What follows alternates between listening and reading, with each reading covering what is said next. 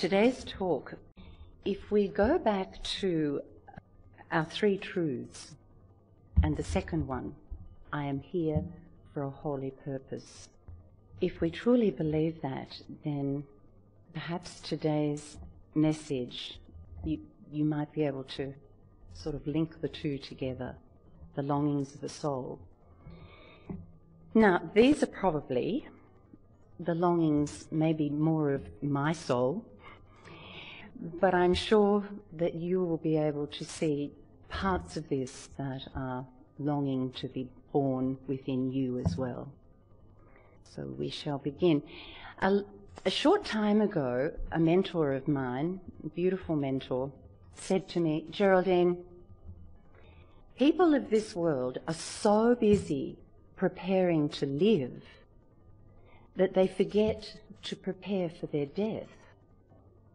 And I thought, hang on a minute, I don't want to fall off the perch just yet, or even in the very near future. I'd really prefer to be here for quite some time. Anyway, she sent me away to think about it and to ponder this statement, and ponder I did.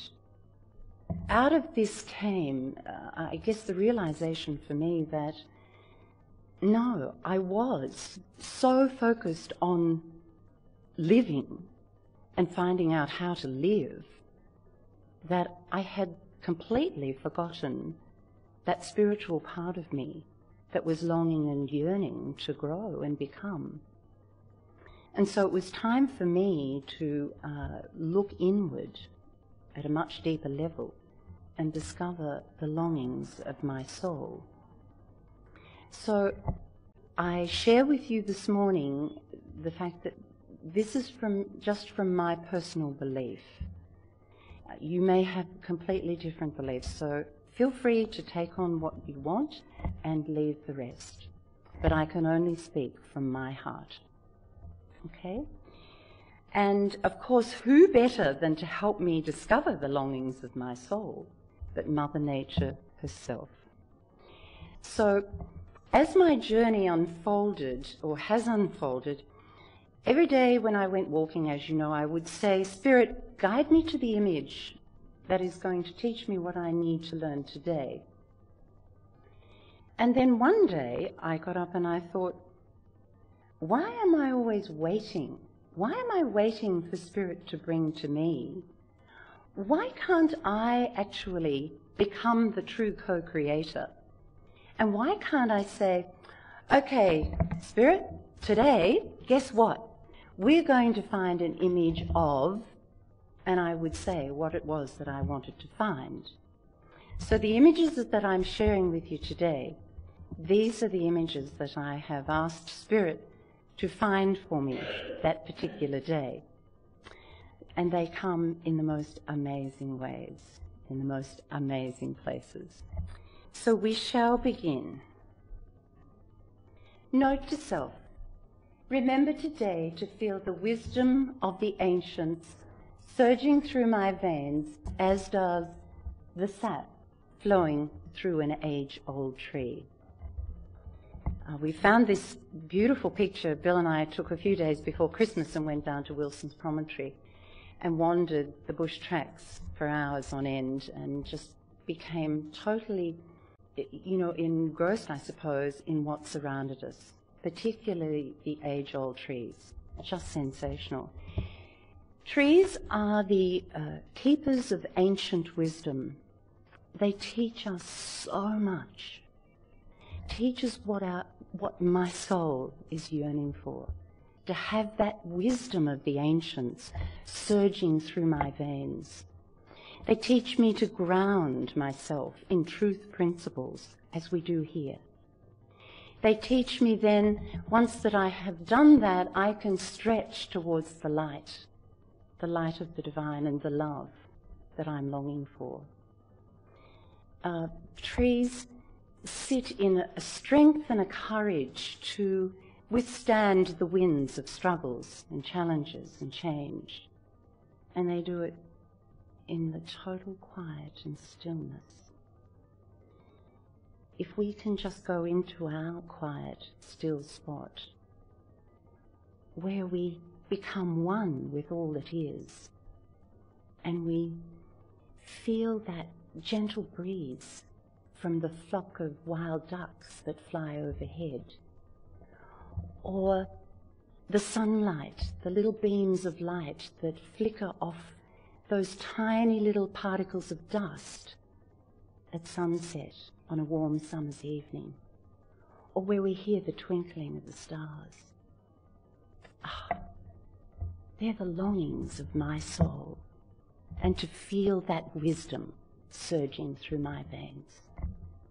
Remember today to coo with the peacefulness and serenity of 1,000 doves. Bit of a funny story here. For days I've been saying, okay, Spirit, I want this amazing image of a dove or a pigeon or whatever you like to call them. And I'd be taking, because I've only got my own iPhone. I'm not a professional photographer, so I've only got the iPhone. And I'd be taking them on wires and tree branches and everything, and every time I looked at them, no, that's not right. 2 days later, we came home, pulled up in the carport, and we got out of the car, and here's this little pigeon sitting on the ground with a hurt wing. And I said to Bill, this poor little bird, I'll just sit with it for a while and give it lots of love and healing energy. And then it suddenly dawned on me, quick, Bill, grab the camera. And he's saying, well, what happened to all this love and, tenderness for this poor little bird? I said, forget that. I need a photo. It's come. It has come to allow me to get this photo. So I took the photo and then I sat with it and I did what I said I was going to do. Came back an hour later and it was gone. And I just, it's just amazing. So to find that peacefulness and serenity, and it showed me that just as it sat there on the ground and allowed me to stroke its wing, that peacefulness that we're longing for, that only comes when we have that complete connection between mind, body and soul, the three together. And once we have that connectedness, then that divine spirit can flow through so easily and effortlessly into our life. And we can sit with that peacefulness. That's a longing of my soul. Note to self, remember today to live with the burning passion of the sunset as it melts its way into the horizon. Oh my goodness, so many people live this lifetime without knowing anything about truth. They live quiet lives, dull lives with nothing to look forward to, nothing to, they just go from one day to the next. How grateful am I that I have this wonderful place to come to and to learn truth principles, and then put those into action in my life. The sun knows no emotions other than passion and love for all the inhabitants on this world or on this earth. And it burns that every day for each and every one of us. Oh my, if my soul could burn with a passion of excitement and eagerness of every day to live my uniqueness and my purpose, how amazing would that be? And this photo, we moved north quite a number of years ago now, and I remember as we drove north and Bill was going to a new position as a principal, and I looked out the windows and I kept thinking, oh my goodness, where are the mountains? It's as flat as a pancake. And I love the mountains. I can't live without the mountains. But Mother Nature had a surprise that took my breath away, and it happened every evening at sunset as I watched that sun melt into the horizon. if we could find our uniqueness and our purpose and our passion for that, my goodness, we could melt into our dreams every day. Note to self, remember today to forgive with the gentleness of a feather floating on the breeze. Quite often I go and sit under a tree just to meditate and be in the moment, and I really remember this day. A little feather just floated from above out of the tree and moved back and forth and floated down onto the ground. And as I looked at it, instantly the thought dropped into my mind, forgiveness. And I looked up at the tree and thanked Spirit kindly, a message I needed to learn, I guess. Forgiveness. You know, the bird and the feather, when they part ways, they don't look at each other and go, well, excuse me, but where are you going? And what do you think you're doing? You're supposed to be here, and how dare you, and the whole bit, you know. The tree never looks at the leaf as it gently falls to the ground and says, aren't you supposed to be here? You know, what right have you to go floating off somewhere else? No. Mother Nature teaches us that we must look upon everything and everybody as discovering their truth, not ours, but looking for their own truth. Therefore, in nature, there's nothing to forgive. Life just happens with an ease, and it flows so beautifully. Just imagine if we could allow forgiveness to flow through us as the gentleness of a feather floating to the ground. In some Native American cultures, they believe that when you die, your heart will be weighed against the weight of a feather. I really had to think about that one.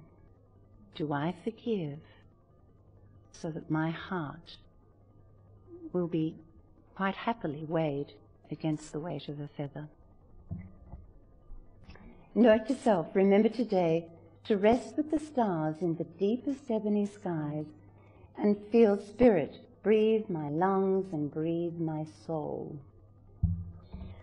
I remember back to a few years ago when Bill and I were going through a little hiccup or two, and at night I couldn't sleep.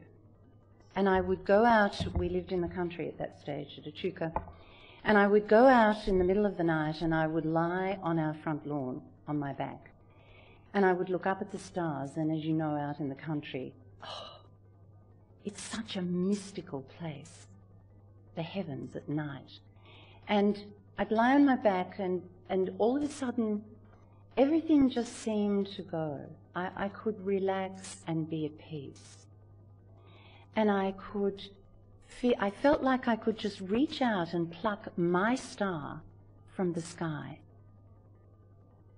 and just hold that in my hands. And it was at that moment when I was lost in that enormity and magic of that universe up there and out there and around me, that I felt Spirit breathe my lungs and breathe my soul. And we can do this anytime we wish, in our imagination and with the intent. You can just get the winds to carry you to that space. And because this is where Spirit just, it's the place of where your dreams are filled with divine love and light. Another longing of my soul. Remember today to live with the joy of a butterfly dancing through golden rays of sunshine. And this little butterfly we have this very long driveway and big pine trees either side, which is just a fabulous place to be. And these little butterflies flitter in amongst the pine trees, and sometimes they'll just come and land on my arms. And this one I said, now listen, you need to hold still because I've got to get a photo. And I could hear it thinking, oh, you've got to be joking. So anyway, it did hold still. And then I said, but I need you to open the wings. I mean, there's no point in me taking a photo with your wings like this. I need you to open your wings, please. And it slowly opened its wings. And I took the photo. And I thought, my soul longs to crawl into that cocoon, even though it's such a scary place and such a dark place. But I have this longing to crawl into that cocoon and to grow and become that beautiful, magnificent butterfly that I'm here to become. It's my holy purpose. That's why I came, to live and experience the uniqueness of me. I know that if I can crawl out of that cocoon eventually, once I've grown and become, I too can spread my wings and I can dance with joy through golden rays of sunshine. Woohoo! Nice thought. Oh, this one, I get so excited even about getting the notes. I said to Spirit this morning, okay, I just need a particular photo, and I wanted to truly live my unique purpose. And how do I, show me an image of how I'm going to do that. And once again, I was taken off my normal pathway and taken to this little pond. And here are all these ducks lined up, and they're all just sitting there on the edge. And I thought, oh, what a lovely picture this morning of just resting, find balance in your life, rest. And it was as if as one, they all stood up. And one at a time, they jumped off the edge into the water. And I'm going there, hang on a minute, I've got to get the camera. And I pulled the camera out and I was taking shots. There was about 12 of them. And I could see them looking back going, for heaven's sake, would you finally get it? Because we're not going to climb out and do it all again. But they waited patiently, and I just caught this one flying off the edge. How often do I stand on the edge of life wishing, hoping, pleading, begging, anything but actually taking that step. I honestly, how can I say it? I think that belief or faith is the belief and trust is the action. Okay? So once I take the step off the edge, I'll learn to fly on the way down. Yes. And that's what's usually happened. I've just had enough faith to jump, and I've spread my wings and just hoped that all would fall into place. So I am so grateful to these little ducks. They're just so beautiful, and they patiently waited while I got my photo. This one was amazing. I asked Spirit for an image of compassion. And if you can see, there's a little heart, there's a little leaf down the can you see it? Little brown leaf. I guess that blade of grass over the top with the little raindrops on it. And it was hidden in behind a fence. And I was just drawn to that space to take the image. Remember today to look with compassion on the heart that's broken and torn, and whose tears fall silently in the darkness of despair. How many times in life have you sat in that darkness of despair and cried silent tears? I know I have.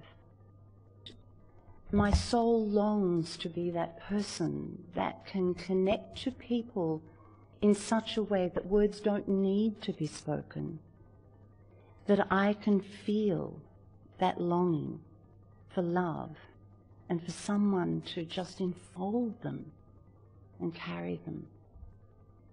How amazing would it be to be a person of that compassion. We were at the beach a few weeks ago with the grandchildren, and Bill's off playing in the waves with all the kids, and I'm lying on the sand taking photos of the seagulls. And he said, "Geraldine, you're supposed to be a grandparent today. You know, what do you do?" I said, "I've just got to get this photo. I've just got to get this photo." Remember today to live with a trust that keeps me flying even though I can't yet see the shoreline of my dreams. As I said before, I totally think that faith is the belief, and trust is what we need to, is the action. So we have to spread our wings, show our magnificence to the world, and totally trust in the process. Because if we can't trust in that process, and believe me, it's taken me a long time to actually now totally trust in the process, to say to Spirit, this is what I need for the next step along my journey. I totally trust that that will be provided, and it is. So if we could have that trust.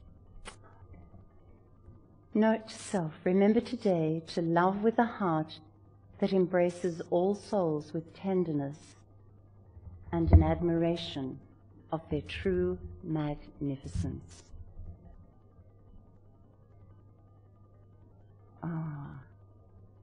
That's what I long to be.